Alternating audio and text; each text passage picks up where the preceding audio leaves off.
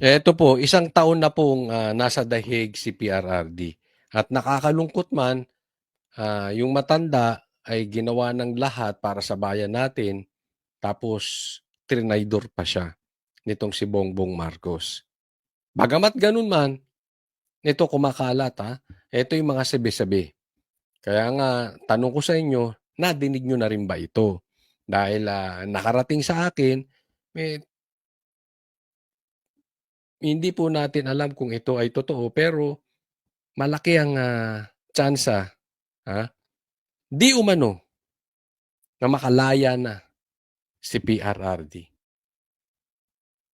Sana tama yung nakarating na balita sa atin at kung nakarating man sa inyo, eh,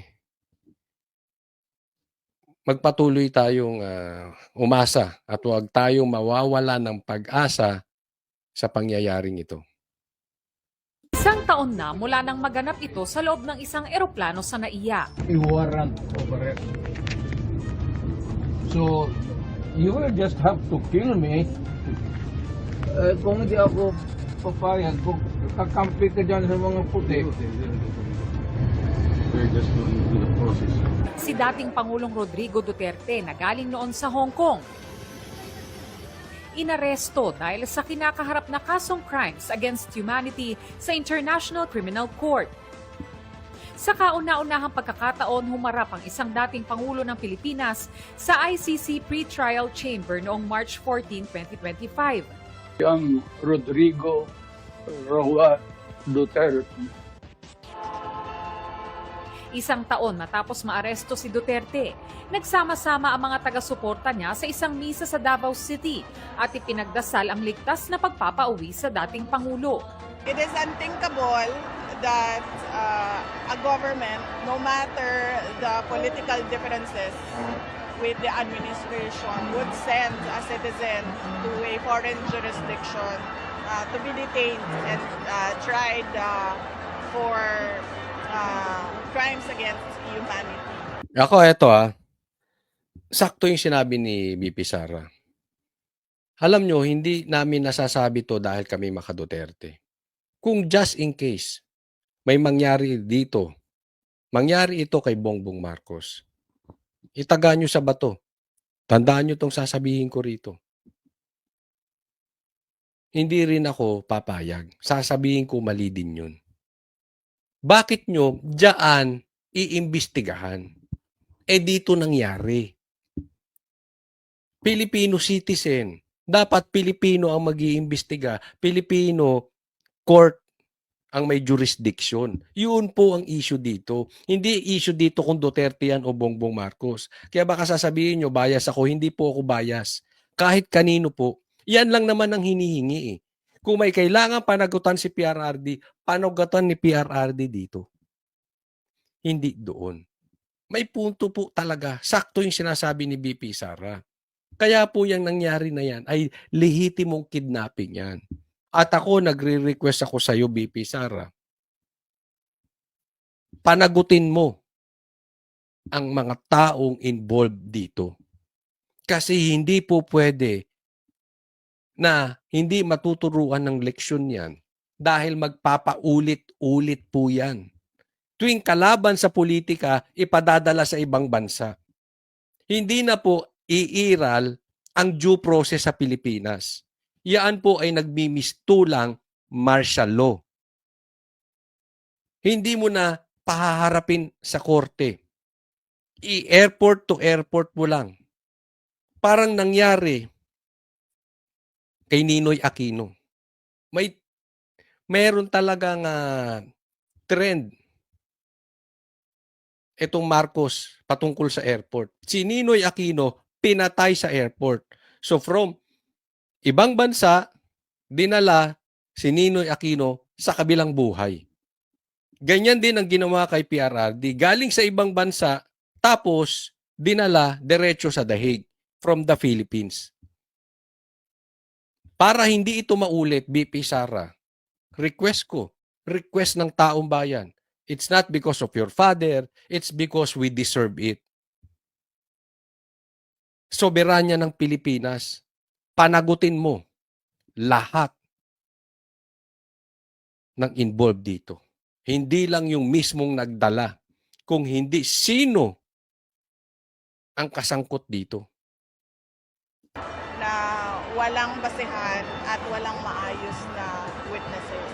Ayon kay Vice President Sara Duterte, hindi sila titigil sa paghiling sa ICC ng pansamantalang paglaya ng kanyang ama. Every time merong opportunity na mag-apply ng interim release, si dating Pangulong Rodrigo Duterte ay gagawin yon.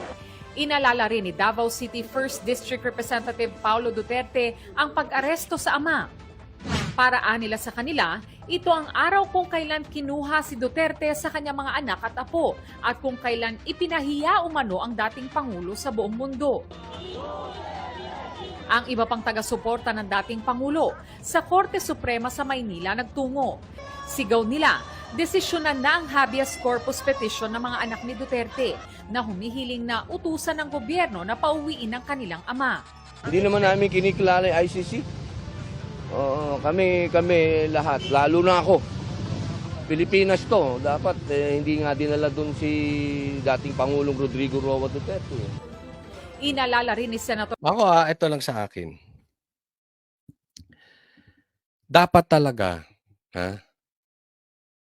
kumilos na ang Supreme Court dito. So dinala na po ito, 1 taon na. And pagkakaalam ko ito, this is not the first time na kinalampag ang Supreme Court. Kaya nga umuugong yung usapin na malapit nang makauwi si PRRD. Dahil ako naniniwala ako, bagamat minsan nakakasama ng loob na parang tila ang bagal kumilos ng Supreme Court. Pero pagpatuloy nakakalampagin ng Supreme Court, ang Supreme Court po, ang sa tingin ko, ay nananatiling hindi biased. They will decide base sa batas. At very confident ako, very confident ang taong bayan, kaya nga umuugong etong malapit na makauwi si PRRD, pag batas ang pag-uusapan at hindi politika, makakauwi si PRRD. I-produce yung habeas corpus, i-produce si PRRD dito sa Pilipinas, hingin po ito ng Supreme Court.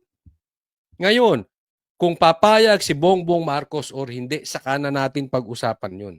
Ang importante, dapat desisyonan ito ng Supreme Court. Alam naman natin dahil may issue si Bongbong Marcos na hindi sumusunod sa korte. Remember, apakalaki ng utang niya sa estate tax. Final and executory po yun. Dinesisyonan na ng Supreme Court. Bilyon po iyon. Bakit ko alam? Dinidiscuss ko po yun nung campaign period.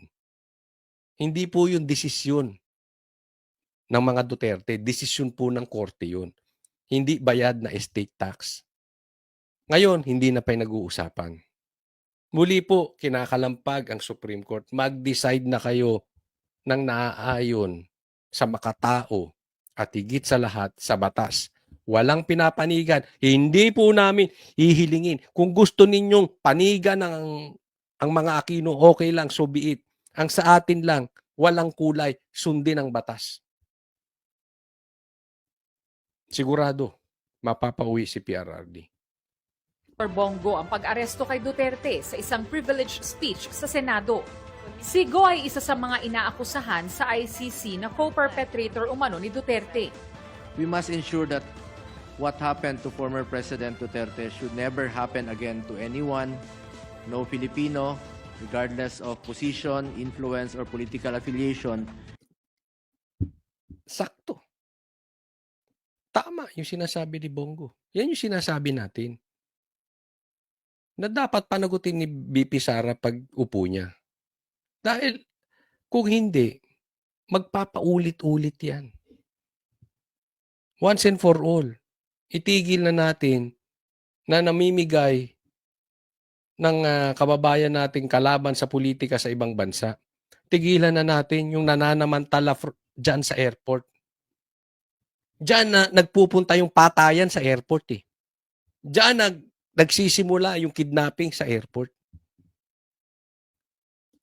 should ever feel that the legal processes meant to protect our people can be set aside or disregarded. Nagdaos din ng misa at programa ang Wag na itong mga ito. Tingnan nyo po ito. Tingnan nyo po itong post ni Greco Bellica. Shinare niya yung post ni Bongbong Marcos noong 2016. Sabi niya, salamat sa aking matalik na kaibigan na si Rody Duterte. Ito ang tunay na walang iwanan. Ikaw iniwan mo si PRRD. Ganyan po katraidor yung Bongbong Marcos. Kaya kayo na nasa side niya, napakadelikado nung ginagawa ng Dilawan. Yung kain-suka sila. It's only a matter of time. Hindi po tanungan dito kung mangyayari o hindi. Ito ay mangyayari at mangyayari. Na ang Dilawan at Pula, pag nagkainan sila ng suka nila, sila mag-aaway din in the future. Bakit? Traidor yan si Bongbong Marcos. Sa kanya nanggaling matalik na kaibigan. Tanungin ko kayo, meron na ba kayong pinakidnap na matalik na kaibigan? Anong klase kang kaibigan? Anong klase kang matalik na kaibigan kung nagpapakidnap ka? Kaya ayoko yung mga ganito eh. Yung ay mahal ko yan, ay gusto ko yan, ay matalik na kaibigan ko yan. Puro feelings. Depende sa gamit. Pag tapos na yung gamit at balagit ka na at nasasapawan ka na, uso yan sa magkakaibigan. Pag nasasapawan, negatibo lumalabas. Eto lang, hindi lang negatibo. Illegal pa ang ginawa. Isa pa po ito na dahilan kaya ako'y naniniwala hindi na rin magtatagal makakalaya na rin si PRRD. Kasi alam mo, itong si PRRD, pinalibing yung tatay ni Bongbong Marcos sa libingan ng bayani. Ang tagal po niyan. Ilang presidente na po ang dumating, ang dumaan. Walang pumayag na ipalibing si Marcos Sr. sa libingan ng bayani. Pero si PRRD ginawa niya ng paraan. Tapos, gaganyanin ni Bongbong Marcos. Ako naniniwala sa hustisya ng langit. Na pag yung gumawa sa'yo ng mabuti, sinuklian mo ng pangit, grabe. Grabe ang sumpa at problemang kakaharapin mo. Mag-iingat po tayo ha. Ito ay paalala lang sa ating mga kaibigan, sa ating mga manonood, na pagka merong mga tumulong sa atin at ginawan tayo ng maganda, we make sure na susuklian natin ng kabutihan, hindi kasamaan. Dahil hindi napanig sa'yo ang langit, hindi napanig ang Diyos sa'yo. Pag yung gumawa sa atin ng kabutihan ay sinuklian natin ng kasamaan, it will only take a matter of time bago ka singilin ng kalokohan mo. Ingat po. Ayaan po si Bongbong Marcos. At hindi ko alam hanggang kailan siya tatagal sa power. Reckoning will come soon. Sisingilin siya. Lahat po tayo makakapanood niyan. Kung kailan sisingilin ng tadhana itong mga Marcos. I'm excited. Next po. Nako, eto naman tingnan natin. Etong bangayan ni Lacson at saka ni Marcoleta. Medyo nakakaasar na tong dalawa eh. No? Ako, naiintindihan ko si Marcoleta. Pero to si Lacson, hindi ko na maintindihan. Talaga namang na-expose ang totoong kulay nito si Lacson. Na-expose ang totoong puso nito. May pagkagahaman sa pera at kapangyarihan. Siguro mas pogi ako sa kanya. Pabirong bumanat si Senate President Pro Tempore Ping Lacson nang matanong kung bakit tila lagi siyang sinisisi ng nakabangayan niyang si Senador Dante Marcoleta. Matatanda ang nagkasagutan ang dalawang senador kahapon. Tingnan mo ang sagot niya, ha? Siguro mas pogi siya. Pambihira. Alam mo, Lacson, ang bakla-bakla ng sagot mo. May kabaklaan talaga. Di ba? Sir, ako nagtatanong lang, Sir Lacson. Ikaw ba mahilig sa pogi? Hindi ko maintindihan. Bakit tayo nauwi sa usaping pogi? Ang punto rito, tumbukin nyo yung investigasyon. Una pa lang, yan naman ang pinupunto ni Marcoleta. Imbestigahan, ipatawag yung mga dapat ipatawag. Pala desisyon ka, ikaw lang may ayaw eh. Hindi lang naman ikaw ang hari. Hindi lang naman ikaw pwedeng magdesisyon sa Senado. Bagamat ikaw ang chairman, hindi lang naman ikaw ang dapat didesisyon sa Senado at sa Blue Ribbon. Nasaan napunta tayo sa pogi? Hiyang-hiya naman ako sa iyo, Lacson. May matindi. Kailangan ko palang magpapogi. Labanan na pala ngayon ng pogi. Ay, naku. Papogian na. Punta kami sa papogian. Di ba? Sabi nga, the abundance of the heart, the mouth speaks. Oh, alam natin ang laman ng loob, ng puso ni Lacson. Pogi.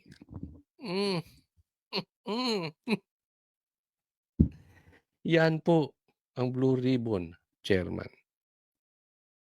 Isa sa mga ugat niyan ang pagpuna ni Marcoleta sa umunay mabagal na usad ng report ng Blue Ribbon Committee kaugnay sa investigasyon sa flood control scandal. Giit ni Lacson, hindi naman tama na sisihin siya sa hindi pag-usad ng committee report. Samantalang ang ibinigay daw nilang kopya ng report sa opisina ni Senator Marcoleta, nakatenga pa rin hanggang ngayon. Sabihin niya, hindi raw pirmado yung ng chairman. Of course, how would I sign a PDF? Sinabihan naman sila na yung signature page, yung mismong physical copy or yung hard copy, nasa office ko. And we kept making kulit sa mga staff nila, nabasa na ba? Kung nabasa na, baka pwedeng pirmahan na. Tapos sasabihin niya, ang reason dahil wala akong pirma, di ba that's outright lying? Hindi po lying. Out of context ka. Di ba? Pinag-uusapan na yan bakit hindi raw pirmahan yung committee report na yan. Sabi niya, dahil daw walang pirma si Lacson, sabi ni Lacson. Wala daw siyang pirma, yan daw ang sabi ni Marcoleta.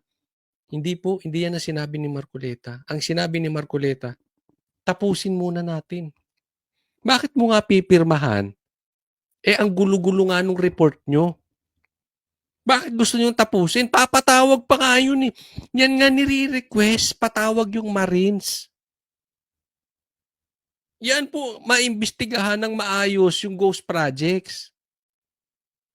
Gusto mo papirmahan, hindi pa nga tapos, kaya ayaw pirmahan nila Marcoleta.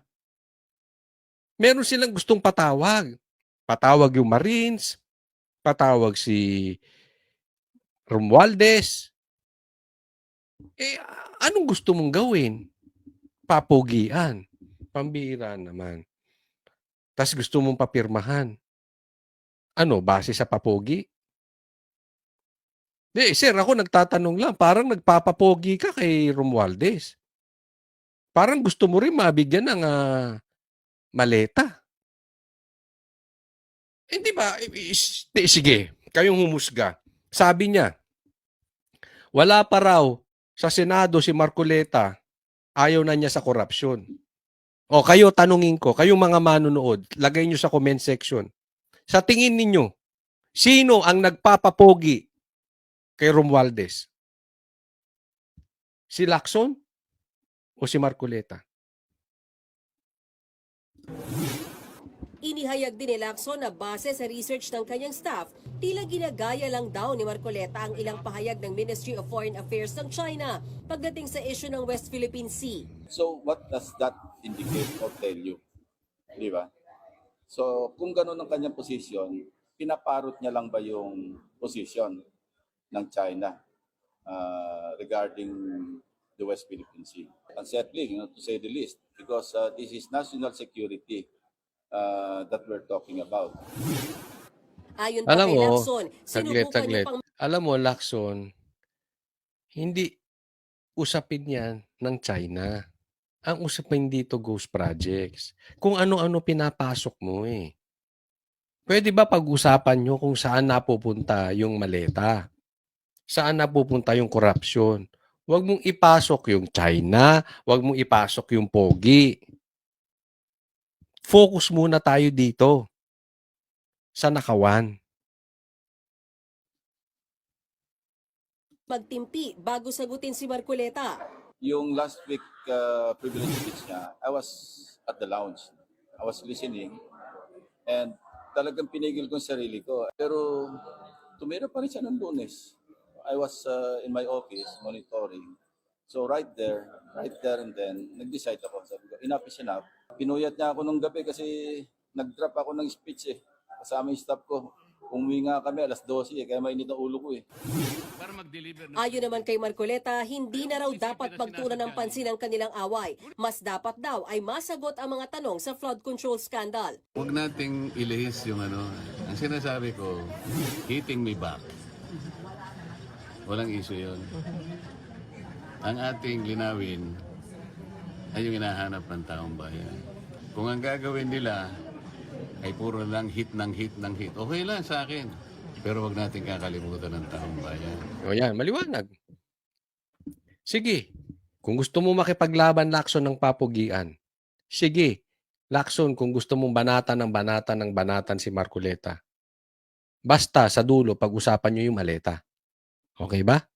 Sige, kayong mga dilawan, kayong mga trolls, kayong mga trolls ni Bongbong Marcos at ni Tambaluslos, sige, banatan nyo ng banatan si Marcoleta. Basta sa huli, pag-usapan natin yung maleta. Tinabla rin ni Marcoleta ang alegasyon ni Lacson na tila pumapabor siya sa China. Naniniwala ka sa kanya? Kayo. Ano sinabi ko tungkol sa China? Paano ko dinefend ng China? You tell me. When? When? Tell me. May sinabi ko pabor sa China? Alam nyo, yung China na yan, sinabi na rin ito ni BP Sara. Yan po ang usapin nila sa GC. Yan po ang kanilang game plan. Ipasok ang China. Pansin mo, yan ang litanya ng dilawan. Pro-China kayo, pro-China kayo, pro-China. Yan din ang lumalabas kay Lacson. Iisa sila. Iisa sila ng game plan. Kaya alam na alam mo eh. Hindi naman to usapin na about China. When? When?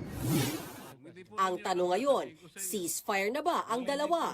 Naghahanap naman kayo ng gera eh. May gera ba? Depende. Sabi ko, yung hit me, I'll hit you back. Kasi sobra na eh. Namimihasa na. Ibig sabihin. Wala naman basihan. Hindi, Lacson. Hindi importante yung hit me. When you hit me, I hit you back. Diba? Sumbongero ka nga sa ano. Ayaw mong harapin eh. Ngayon ka lang humarap, nagsusumbong ka lang sa media. Ang usapin dito, imbestigahan na natin yung ghost projects. Imbestigahan mo ng tama. Hindi ka titirahin ni Marcoleta. Ipatawag mo yung dapat ipatawag. Even yung mga vloggers na talagang naghahanap ng katotohanan. Gustong matuntun sino magnanakaw sa ghost projects. Patawag mo.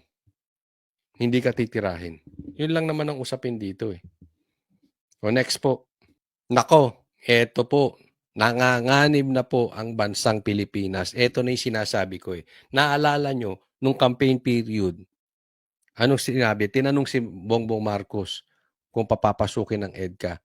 Kaya nga ito si Bongbong Marcos, walang yagballs.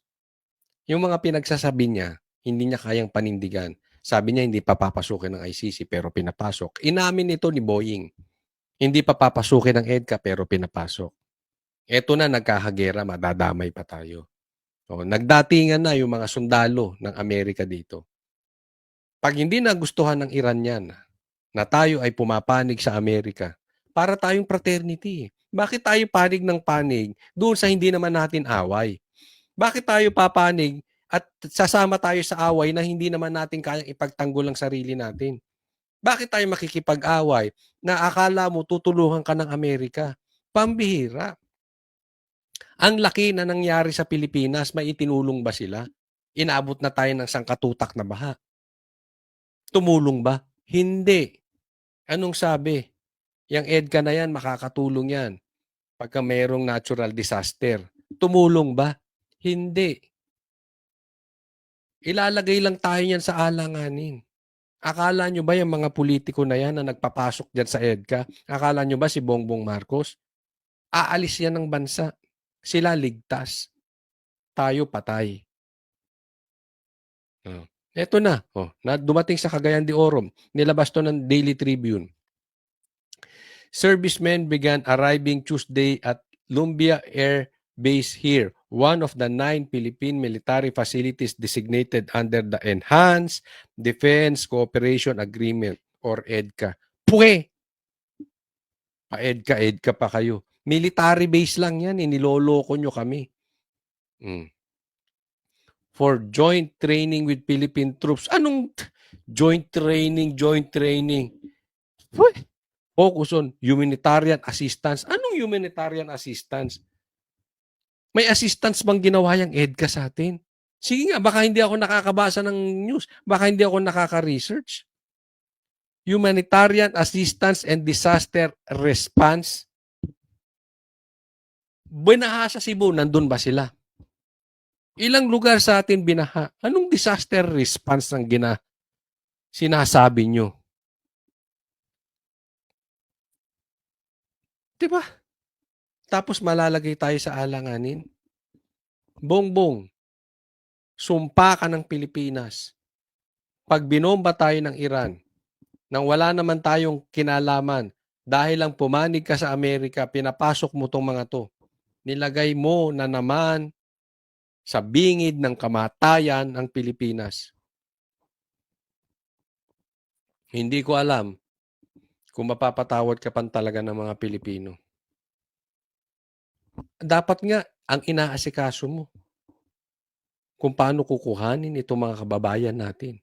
Dapat you are here leading your secretaries. You are here nakasubaybay sa pagtaas ng presyo ng gasolina. You are here monitoring everything. You are here with us. Sama-samang hinaharap itong pagdudusa at problemang nangyayari sa buong mundo. Dahil tatamaan ang mahirap na bansa higit sa lahat, katulad ng Pilipinas. Pero imbis na nandito ka, tumakbo ka ng Amerika. Iniwan mo kami mga Pilipino dito, Nimal.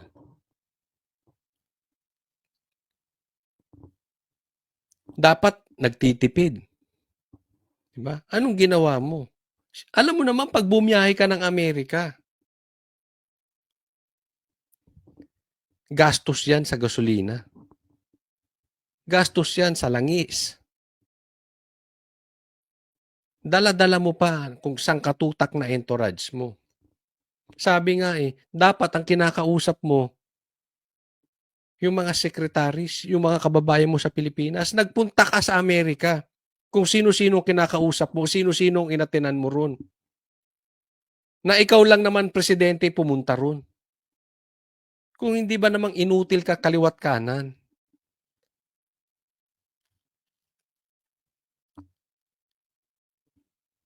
Kaya hindi ko maintindihan yung mga taong walang prinsipyo. Harap-harapan ng ginagago ni Bongbong Marcos ang Pilipino. Wala ba kayong konsensya? Para kayo ay pumanig pa sa taong ito. Lantaran, kaliwat kanan na ang ebidensya laban sa pagtanggap niya ng pera. Mali-malitang pera. Tapos hindi pa nagsisilbing maayos. Hindi, wag na tayo magpakalayo-layo. Pag-usapan natin. May infrastructure bang nagawa? Parang huminto ang bansa natin. 3 years pa lang yan. Ganyan na nangyayari. Ako, ewan ko. Ito po muna tayo sa NBI. Kung ano ang lumabas sa investigasyon nila patungkol sa usaping ghost projects, maleta, at yung mga nakakatanggap ng mga korupsyon. Pag-usapan natin. Ganung allegedly ex-Marines. Kasi mali na po kagad, let me correct that, sinasabi 18 Marines. Mali na po kagad kasi meron din po kaming sertifikasyon at pruweba na yung 18, apat doon ay driver bodyguard. Hindi po Marines lahat. So dapat, ang patawag sa kanila, 14 Marines and others. Yan. Teka muna ha. Sinasabi, itong NBI ay hindi naman daw 18 Marines. Yung iba po, hindi Marines. Alam mo, sir, ito ang nabanggit sa akin ni Attorney Baligod. Nasa affidavit naman daw nila yan. Hindi daw nila alam kung saan nanggaling yung sinasabing 18 Marines o 18 ex-Marines. Kasi nung nagpa-press con sila, yun ang itinawag sa kanila. Kaya sir, nung tinanong ko yan kay Attorney Baligod mismo, ang sinabi, sana ang NBI or kung sino man nagbabasa. NBI nga National Bureau of Investigation, nag-iimbestiga nga. Di dapat nagre-research kayo. Wala naman silang sinabi na lahat yan 18 Marines. Nakalagay naman dun sa pinasa Kayo lang ang nag-a-assume. Sir, sana po mag-research. Yan po ang sabi ni Attorney Baligod. Di ba? Dapat ganun. Lumalabas po kasi, apat hindi. Tapos ang isa man lumalabas, hindi naman lahat sila ay naglingkod kay Saldico as close-in bodyguard. Yung 8 po, identify na namin kung sino talaga yung kanilang pinaglilingkuran na driver at bodyguard. So there are already inconsistencies po. Sana umattend po sila. Yung tanong nyo ilan. In-expect po namin na umattend sila. Kasi inisyon po namin sila ng subpoena under the deputization of the Office of the Ombudsman. Okay, teka muna, dyan muna tayo. Hindi naman daw lahat nagtatrabaho kay Saldico. Yung iba lang. Mamaya, sasagutin po natin yan with proof. Okay? Na ano itong ibinibintang na itong si Attorney Matibag ba ito, itong director ng NBI, na dyan, na isa pa, no? Yung ang nagiging issue dito, ako nagtataka lang na gusto kong tabigin. Bakit tayo napunta sa usapin nitong mga Marines? Di ba nakakapagtaka? Sir, dapat ang iniimbestigahan nyo yung maleta. Saan napunta yung pera? Nagamit ba ng tama yung pera? Diba? Wala kaming pakialam doon sa Marines kung sila ay santo o kung sila ang pinakamasamang tao sa balat ng lupa. Ang tanong, ang dapat na sinasagot nyo, totoo bang nakapag-deliver sila ng maleta? Regardless kung sila ang pinakamabait sa mundo o sila ang pinakamasama sa mundo.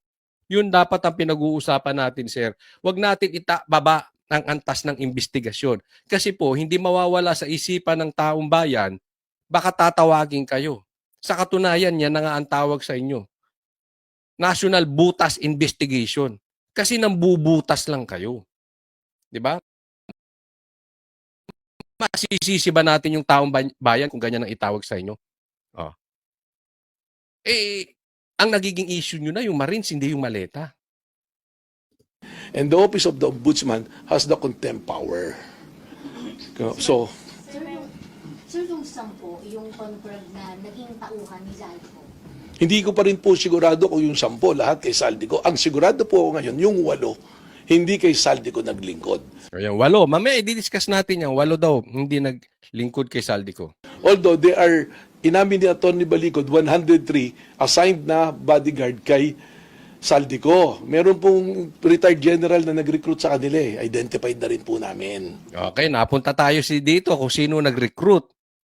Wala namang issue kung identified nyo o hindi. Bakit nagiging issue kung sino yung nag-recruit sa kanila? Medyo lihis na tayo sa issue, sir. yung retired general na nag-recruit doon sa 103 na yan. So yung 103, ni-recruit ng retired general na to. At meron po kasi mga storyang lumalabas na they're supposed to be employed for the period of 2 years, pero naputol nga dahil nawala na nga si Saldico. So these bodyguards, including yung mga retired Marines, hindi na po nakakuha ng sahod nila at nawalan ng trabaho. So yun nga po yung ini-explain ko na isang angulo, that these people, wala silang livelihood, walang kabuhayan. So parang baka mamaya vitiated yung consent nila sa paggawa ng mga salaysay dahil kailangan nila ng kabayaran, or baka mamaya meron ding sigurong sinisiguraduhin natin na walang panunuhol, walang pananakot. Bakit naman napunta tayo sa kahirapan nitong mga ano. Sinabi naman ni Atty. Baligod doon sa interview sa amin, hindi na po bago yung sinasabi nyo na hindi na sila pinasahod ni Saldico simula na nga nung umalis, di ba? Baka naman sir mag-iyakan pa tayo dito. Hindi ko alam kung ano ang gusto nyong patunguhan, kung maalaala mo kaya, or kung ano man. Kasi pati yung pamumuhay nitong 18 ex-Marines, pinakikialaman ninyo. Diba? Sabi ko nga, ang pakialaman ninyo yung maleta. Saan napunta yung pera? Kung tama ba ang pinuntahan ng pera at meron bang proyektong nagawa yung pera. Diba? Huwag tayo dyan.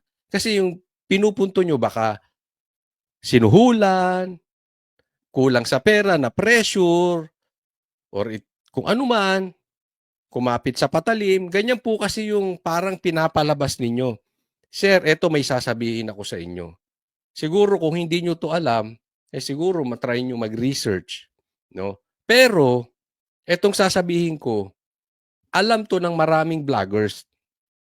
At etong sasabihin ko sa inyo, alam kong totoo. No? Aaminin man nila o hindi, wala na akong pakialam. Pero ito, kalat po ito sa vloggers. Kung gusto mo ng suhol, kung gusto mo ng malaking kita, kung gusto mo ng pera, huwag ka sa Duterte. Wala kang mapapala sa Duterte.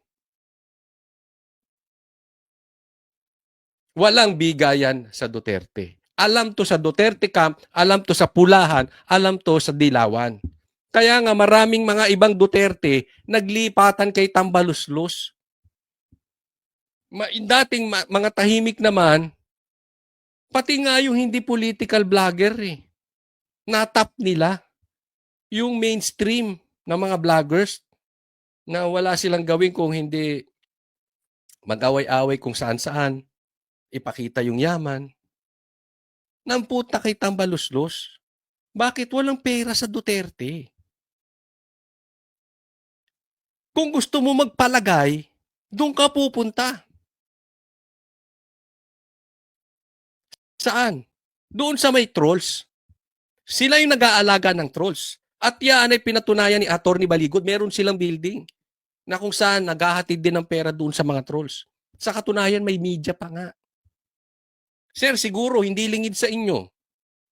Huwag na nating banggitin. Pero alam nyo naman kung saan kumikiling ang mainstream media, lalo na yung mga kilala. Diba? Kasi ando doon nga Wala silang mapapala sa Duterte. That is public knowledge. Aminin man ninyo o hindi, yan po ang katotohanan. Doon sa pagbibigay nila ng kanilang testimonya, ng kanilang affidavit. Sir, ano yung magiging susunod na proseso natin kung walang sisipot sa kanila bukas? Well, we will coordinate with the Office of the Ombudsman because we are deputized. So we will probably recommend na baka kailangan ma-exercise yung contempt power, or probably we will determine magpadala ulit kami ng panibagong subpoena. Ang problema nga, hindi na natin alam kung saan na nagpunta. Although the address given is the address of the Office of Atty. Baligod. Yeah, i-discuss muna natin. Una, pinagpasapasahan nyo Di ba? Nagpasa sila sa ombudsman, tapos ang nag-iimbestiga ngayon, NBI. Nagreklamo, pinasa yung affidavit sa ombudsman para ano? imbestigahan eto mga diniliberan nila, binigyan nila ng maleta para mabawasan ang korupsyon. Anong ginawa ng ombudsman? Pinasa sa NBI. Pinagpapasapasahan sila. Tapos, ang iniimbestigahan, imbis yung nakatanggap ng maleta, imbis na iniimbestigahan yung maleta, ang iniimbestigahan, yung nagreklamo sa ombudsman. Ang iniimbestigahan, itong 18 Marines. Kaya nga babalikan ko, kayo ba ay National Bureau of Investigation? Yan ang tawag ng tao sa inyo ngayon, National Butas Investigation. Yan po ang nadidinig natin. Lumalabas, binubutasan lang itong mga 18 Marines. Okay, tatawagin ko na lang po silang 18 Marines kasi kung sasabihin ko pang 16 Marines tapos 2 na sundalo or kung ano man ang title nila, ang haba-haba. O sige, para masaya ka, sir. Ayaw mong tawaging 18 Marines. Happy ka na. 18K na lang itawag natin. Happy ka na, sir. Nagtatanong lang po tayo. Happy ka na, sir. Dito, sige, 18K na lang. Para, pati kasi yung pangalan napunta tayo sa usaping pangalan. Ano ba yung title nila? Ano bang itatawag nila sa kanila? 'Di ba? Ganun kalalim ang investigasyong nagaganap. No? Pati nga kung sino nag-recruit dito sa mga tao, yung 103 issue na sa kanila. Hindi ko maintindihan bakit issue yun. Di ba? Parang lihis na masyado sa korupsyon.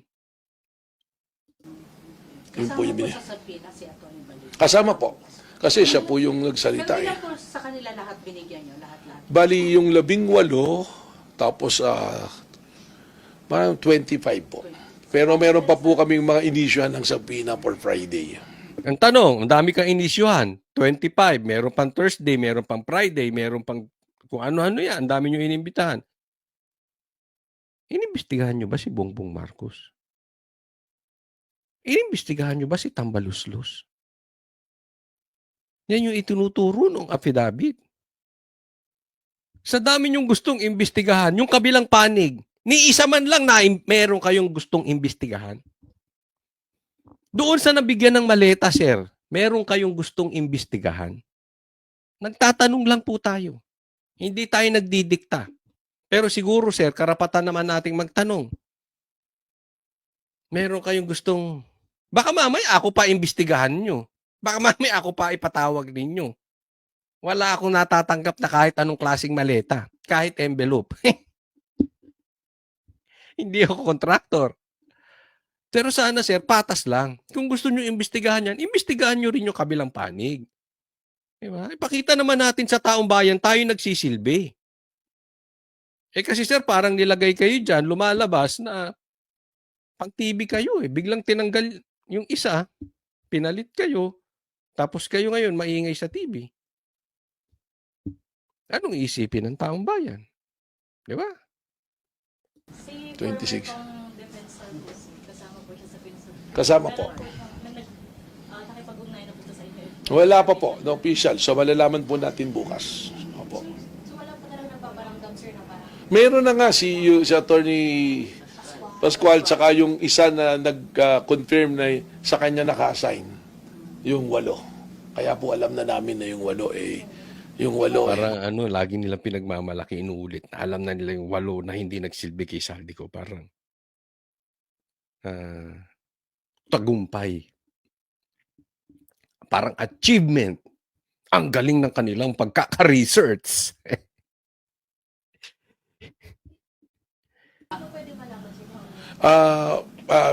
Please pardon me for that kasi nasa process kami ng investigation. We will eventually ilalabas din namin kasi baka there are security reasons that we have to provide doon sa tao rin Pero ilan po yung total, sir? Yung 25 po. Plus another one on Friday. Another one. Sir, possible na ipa-contempt, bibiling yung NBI sa ombudsman? Sa ombudsman po, or we can also go to court because under the rules of court, meron pagka may subpoena power ka, we can go to court to request for a contempt for those person who did not submit to the subpoena. Yan mo, ganito ha. Makikita nyo po dito, pag gusto, may paraan. Pag ayaw, maraming dahilan. Tingnan nyo ang NBI, gustong imbestigahan yung 18 Marines. Gagawin nila ang lahat ng paraan. To the point na ipakukulong, iko-contempt. To the point na lalapit pa sa korte para matawag yung presensya nitong 18K. In contrast, tingnan nyo ang Blue Ribbon. Doon sa Blue Ribbon, sinasabi, imbestigahan. Ayaw ipatawag. Alam mo kung bakit unfair? Nagreklamo sila sa ombudsman, silang iniimbestigahan. Tapos sinasabing ipatawag sa Blue Ribbon, ayaw ipatawag. Dahil sa Blue Ribbon, kaharap ang taong bayan eh. Madidinig ng taong bayan kung anong sasabihin. Sa NBI, sila lang mag-uusap. Naiintindihan nyo? Yung manner ng pagtatanong. Tapos, syempre, pagka hindi maganda yung tanong at hindi nagkaintindihan, iba yung side ng 18 Marines, iba yung side ni Attorney Baligod, tapos ibang side ng NBI, tapos yung NBI pupunta sa mainstream media. Pagdating sa mainstream media, ang bida yung NBI. Tapos itong 18 Marines hindi man lang ma-interview. Or itong 18 Marines, pag in-interview, ginigisa. In short, lamang pagdating sa media. So iba ang kwento. Samantalang pagka sa Blue Ribbon, ang investigasyon napapanood live. Hindi mo pwedeng pasinungalingan. Makikita ng taong bayan, nung ilalabas na ebidensya, makikita. Malalaman, teka muna. Ito pala dapat, pabor pala dapat dito. Talagang may kasalanan si ganito. In short, transparent. Walang itinatago, patas. Lalabas. Marami pong ma-expose. Sir, sana isuggest nyo na rin sa Senate. Diba? Maraming ma-expose dyan kung sino yung talagang nagtatakip sa mga magnanakaw. Ako hindi makaya ng sikmura ko.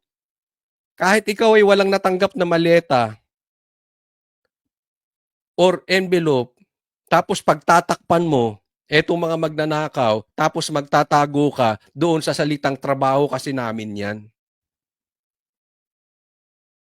Parang sa akin ay kaduwagan yun. Para sa akin ay nagtatago ka. Nagtatago yung mga ganitong klaseng tao. Diba? Harap-harapan, Blue Ribbon, doon natin pag-usapan. Nang kita ng buong bayan. Buong Pilipinas, buong Pilipino. Kahit sa ibang bansa, makikita sino nagsasabi ng totoo. Hindi yung ganyan, kayo-kayo lang nakakarinig. Unless, gusto nyo yung mga tanungan, gusto nyo yung mga investigasyon nyo, live. Wala din problema. Magkaalaman tayo. Kung hindi sinesecure si Zaldico, sino po yung sinesecure ng iba? Marami po eh. Yun po yung inaalam namin. Pero kumpirmado po yung isa, may 8 naka-assign sa kanya.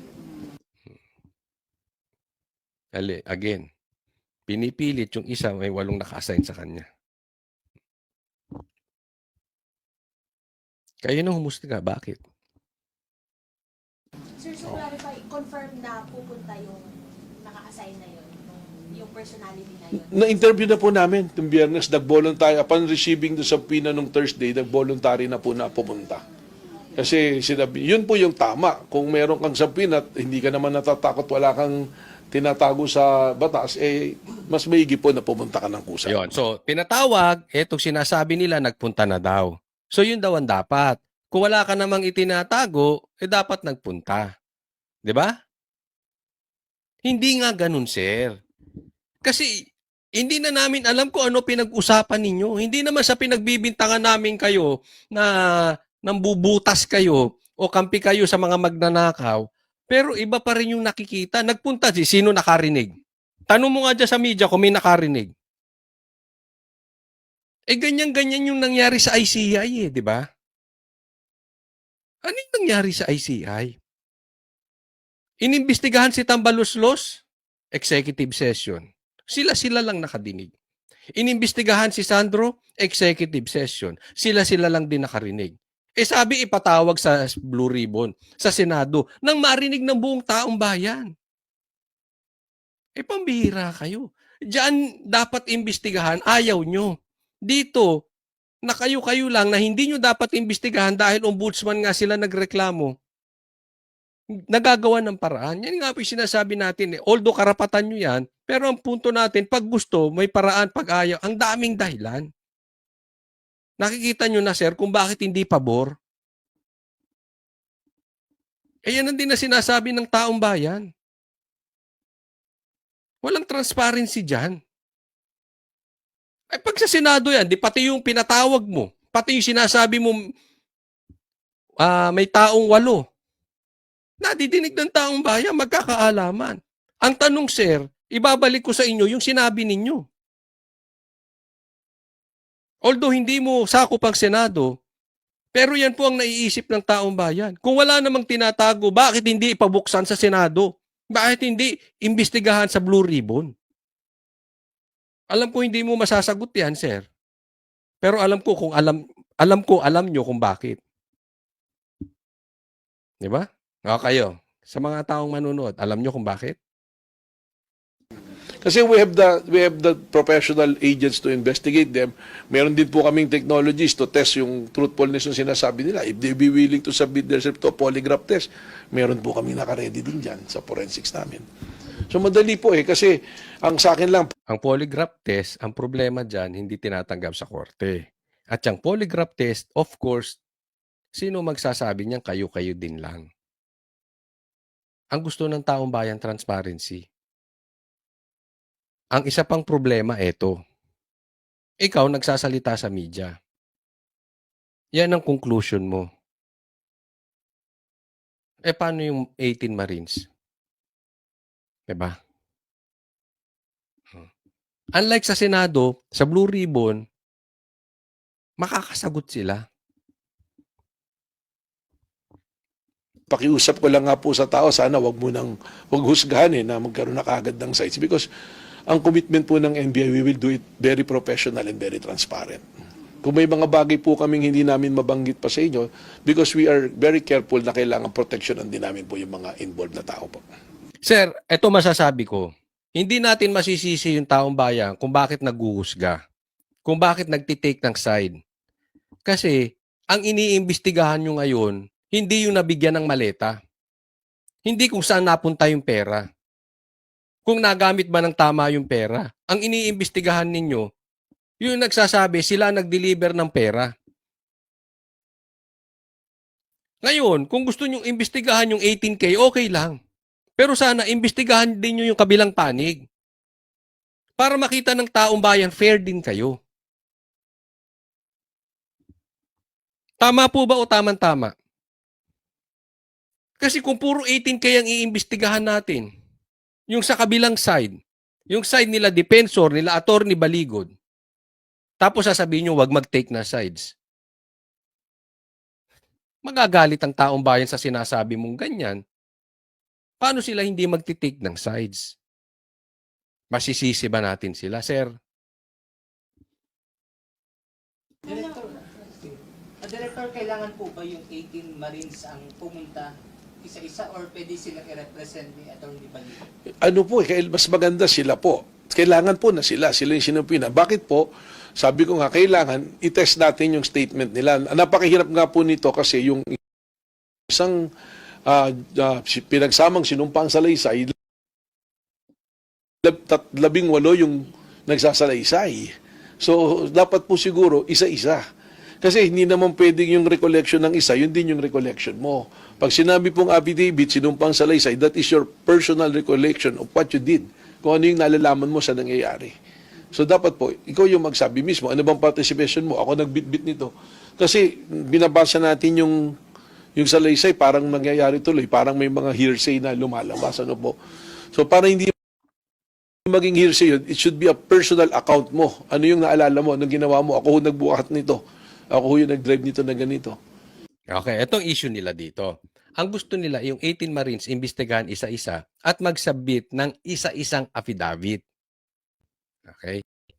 Una, tanong ko sa inyo, sir, ako'y hindi naman abogado. Kaya nga ako nagtatanong, baka mayroong mga mananunood sa atin na abogado. Lagay nyo sa comment section kung tama ba 'tong sinasabi ni sir. Kasi parang ngayon lang ba nangyari na sa isang kaso, kung sama-sama naman sila, na isang affidavit lang ang ipapasa? Kailangan ba isa-isa? Is this the first time na mangyayari yan? Yung sinasabi ba ni sir naaayon sa batas? Yun ang issue doon. Pangalawa, medyo kasi mahirap yan kasi alam naman natin ang nangyayari ngayon. So mag-iisa-isa sila. Tapos, yung iba dyan, gagapangin.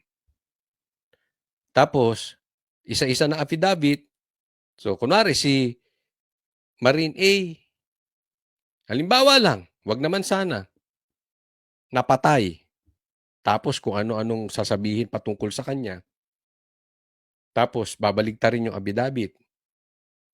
Diba? Or malagyan. Diba? Kasi isa-isa na nga lang. Ang tanong, realistic ba yung sinasabi ko? Oo. Bakit realistic? Sinabi mismo ni Defensor, kausap namin, ginagapang na nga sila. May threat sa kanila. Pangalawa, nag-aalok na. Name your price. Yun na po ang alok. So maganda sama-sama. Sa akin lang baka bubutasan eh. Hindi naman sa pagbibintang, pero normal naman siguro yung ganitong klaseng opinion. Lalo na sa nangyayari ngayon. Diba? Dahil ang dami ng ebidensya ang lumalabas na mastermind yung magpinsan. Pero sinong nakukulong yung mga inosente? Sinong iniimbestigahan yung mga inosente? So, Yung nabanggit niyo po sir na nag-confirm na napupunta po bukas, kasama po yun sa 103 po. wala pong nagko-confirm pa sa amin na pupunta. Ang sinasabi ko po, meron nang pumunta nung Biyernes. Baka po mamiskot na naman na rito. Nung Biyernes, na siya yung nagsabi na yung 8 sa kanya naka-assign. Pero wala siya ba yan? Basta ano po, para tayo nitong pipinoyhenyo ha.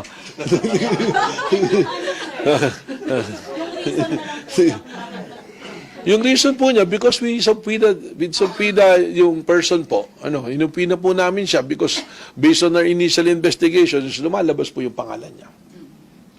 Director, confirm po ba na 14 Marines at 4 driver lang po? Doon sa 18 po, lumalabas 4 na hindi Marines. Yung 14 is yet to validate. Meron pong mga binigay silang pangalan doon sa affidavit na nasa active service pa ng PNP. At yun po, chinecheck pa rin po namin. Mahaba po, marami po talagang proseso. Kaya napakaganda po, sinabi naman po nung ating mga lumalabas na 18 at pati po yung mga kasama nila na handa silang humarap sa anumang investigasyon. At eto na po. At malinaw naman po, dinala ni Atty. Baligod sa Nagtataka kami bakit hindi sa Blue Ribbon. Bakit gusto sa NBI? Wala akong nakikitang dahilan. Kung hindi, tago kasi yung tanungan. Yun lang po yun. Diba? But sa Blue Ribbon ay magkakaalaman. Ito po yung sagot. Kasi ang problema, papakita ko sa inyo, sila lang yung pag in-interview ka ng media, pipick upin na ng taong bayan yan. Tapos lalabas, ay, ang bait-bait ni Bongbong Marcos. Tunay nga siyang hindi nagnakaw. Ang bait-bait ni Tambaluslos, hindi nga siya magnanakaw. Ay, ang salute sa inyo, NBI. Kayo ang tunay na nag-iimbestiga ng maayos. Diba? Paano yung kabila hindi nakasagot? Kaya nga lagi natin binabanggit sa Blue Ribbon imbestigahan sa Senado para live. Yung sa inyo, kwento nyo yan eh. Natural, bida kayo dyan. Pero ito naman yung sagot, pakita ko sa inyo. Basahin po natin itong sagot ni Atty. Levito Baligod dito sa pagpapa-interview o pagpapa-propaganda. Hindi ko alam kung ito ba yung interview o propaganda ng NBI. No, kayo na lang humusga, ayokong humusga, no? So, sinagot niya mismo yung pinag-usapan nating interview. Anong sabi ni Levito Baligod? Dito muna tayo sa ano. Sabi niya, chismis. Diba? Anong nangyari sa NBI? Kayo ba chismis vlogger na? 'Di ba? Kayo ba para na kayong wala na tayong pinagkalayo kung kay FLM. 'Di ba? Para kayong si Boy Abunda na niyan. Para na kayong si Lolit Solis. 'Di ba? Napunta ka sa chismis. Hindi ako nagsabi diyan. Si Attorney Baligod,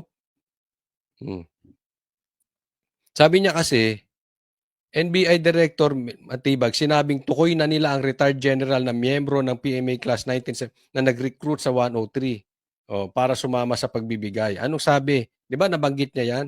Yung nag-recruit dito sa 103 na bodyguard ni Saldico, tukoy na nila. Anong sagot? Chismis. Di ba? Kasi nauwi tayo sa chismisan. Hindi tayo nauwi sa investigasyon. Hindi naman naimbestigahan yung maleta. Hindi naman naimbestigahan sinong nakinabang sa pera. Hindi naman naimbestigahan yung proyektong napuntahan ng pera. Nauwi tayo sa chismisan. Pambihira. Para tayo napunta sa artista vlogger pangalawa, ito sinasabi naman ni Atty. Baligod. Sinagot niya rin yung sinabi. Ano sagot ni Atty. Baligod? Mas marangal ang 18K kasa sa iyo. Ako I don't know if you will agree with me. Pero agree ako. Mas marangal yung 18K. Bakit? Matapang nilang hinarap ang katotohanan ng buhay. Hindi sila pumanig sa posisyon, sa pera, or sa magnanakaw. Huwag mong siraan sila base sa palpak mong intel. Basahin mo muna ang affidavit. Isa sa kanila, 9 years na kay Saldico. Meron din 7 years, may 5 years, at may 3 years. Yan po yung sinasabi natin. Nasa affidavit naman. Bakit sir ayaw ninyong basahin? Kaya nga nabanggit natin, kasi binanggit din sa amin ni Atty. Baligod yan. Parang hindi nagbabasa kasi. Tapos papa-interview. So, papalabasing masama. That is unfair. So, kaya sang-ayon ako, mas marangal ang 18 kaysa sa'yo. Bureau of Investigation, tapos palpak ang intel mo. Nakakahiya. Nasisira po ang NBI. Maraming salamat po doon sa mga patuloy na sumusubaybay ng vlog na ito. Muli po ako hinihiling ko lang sa inyo. Sana po i-like nyo tong video na ito. Malaki po ang maitutulong ng pag-like ninyo sa vlog natin. Okay? At sana doon sa mga hindi pa po subscriber, mag-subscribe po kayo. Patuloy po kayong sumubaybay dito sa channel na Coach Oli News. Maraming salamat po. God bless everyone.